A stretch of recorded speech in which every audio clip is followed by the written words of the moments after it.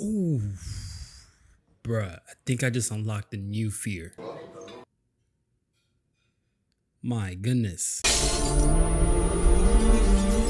As you just saw and heard, that might have been one of the most gruesome weighted dip that I've ever came across. From what I've just seen, there's a lot of valuable lessons that we can take from this post, specifically what the original creator had mentioned within his description of the video, which to your knowledge, I had to do a quick Google translate because it seems like the original creator, Namhai, is from a French background, so here's what he had to say. The verdict was a fractured humerus. He mentions that my biggest flex was that in 6 years of weight training, I'd never hurt myself. You know, I'm not going to claim that that's my personal biggest flex within my training career, but alhamdulillah, I've been training for 6 years consistently and haven't came across any serious injuries. Then he continues to say, that day after the usual warm-up and a decent range build-up, I didn't listen to the signals. Shoulder pain due to overtraining and not fully recovered, plus heavy loads for recovery without working the movement for 2 weeks. I don't think having an ego is a bad thing, but I've learned that sometimes you have to control yourself. And then finally, he mentions that the purpose of this video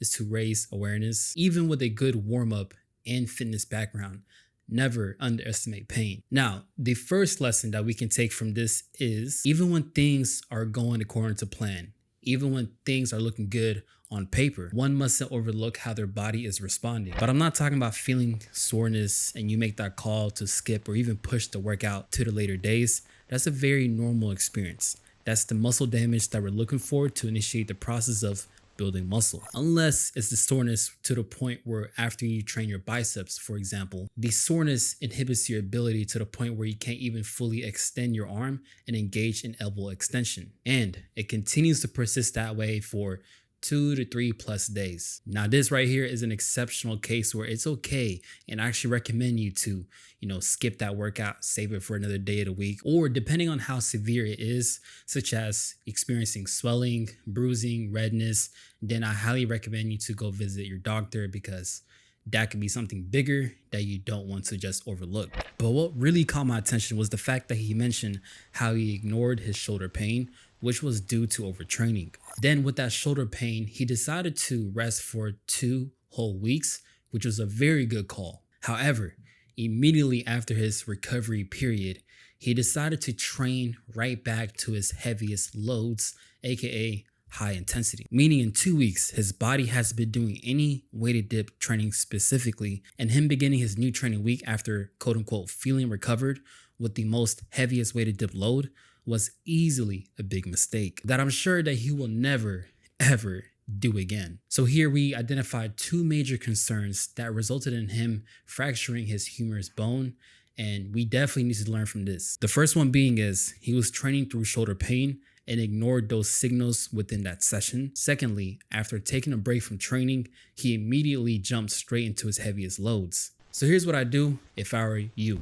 To the first point, please do not overtrain to the point where you're training through pain signals, like actual pain. That's an immediate route to Snap City, like no cap. So what does that look like in a practical scenario? Luckily for you, I have 2 possible scenarios that you may encounter. Let's say you have mild to sharp elbow pain that occurs whenever you're doing anything related to your exercises, such as elbow pain can come from weighted chin-ups, weighted pull-ups, or even weighted dips. So if you're doing any one of those movements, you may encounter some pain in the elbows. First scenario is if you haven't worked out yet, but you're planning on working out that same day, I'd personally just play it safe and not train at all until that pain goes away. Especially if you're experiencing pain from non-exercise related activities, I definitely categorize that as something a little bit more severe. Second scenario is if you're experiencing pain during the middle of a workout. Let's say you're doing your warm-up sets for the weighted dips and you're experiencing some pain. It's bearable, you're able to work through it, but you've noticed it within the warm-up weighted sets. In this specific scenario, here's what I do. If it's uncomfortable but still bearable and you're doing it within the weighted warm-up sets and it's not actually hindering your ability to do the movement, I drop the percentages of my working loads by an a easy 30 to 40% as if it's a deload week. That way, you're still training the movement, but with the precautionary steps to not train in high intensities, aka using heavy loads. This scenario will allow you to take a step back, but still get the stimulus and complete the workout. And eventually, take 2 steps forward because you treated the session like a deload week. Then, using that same scenario where you're in the middle of the workout, doing your weighted warm-up sets, but this time you cannot train the movement because you experience pain so severe that it occurs after each ranges of motion of the rep.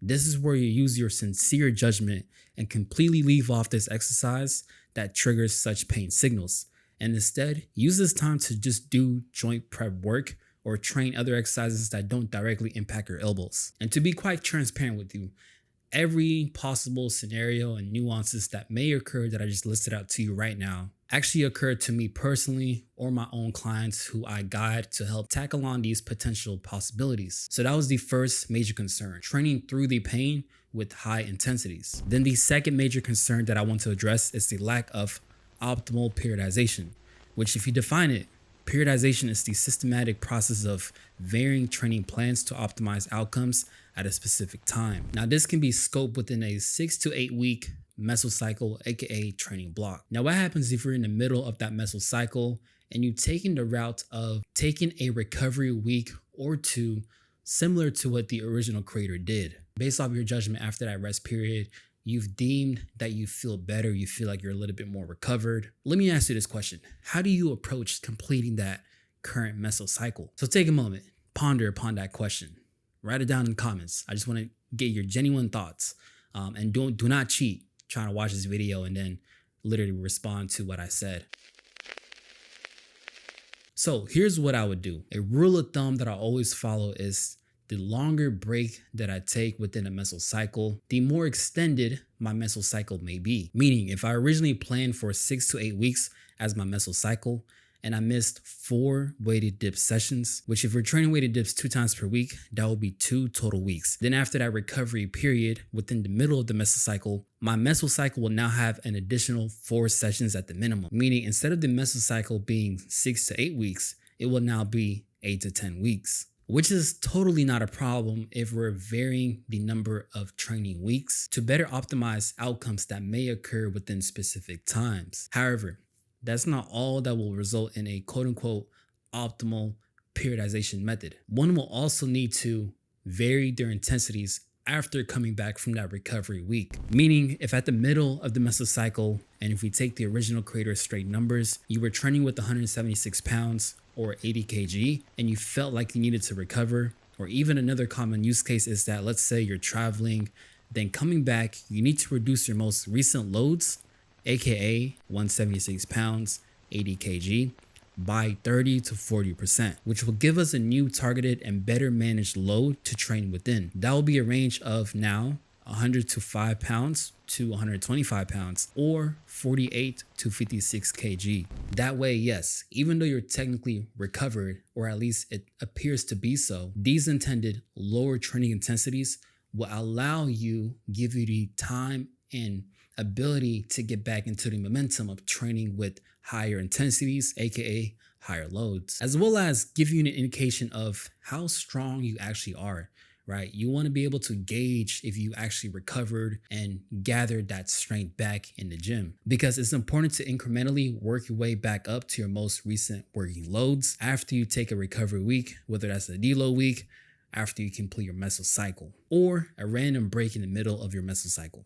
Doing this will save you so much time and prevent such terrible situations like what we've seen. But here's the thing, anything can happen. However, it's important to do the best that you can to manage such variables to prevent injuries, plateaus, and better optimize your training to make consistent yet measurable progress. So if you have any questions about your weighted calisthenics movements or periodizing your training, and you're looking to get personalized feedback regarding your current workout routine, then be sure to book a free consultation call where you'll have the opportunity to discuss your current training routine, goals that you have, and I'll be able to help pinpoint exactly what areas needs to be improved to further help you reach those weighted calisthenics strength goals. But hey, what do I know? If you want to see more content like this, be sure to follow me, man. I'm the Tough Fitness Guy out here. No cap. Cobra Train, he's up next. Make sure y'all subscribe to him. He's number one out here. He's the toughest fitness guy out here.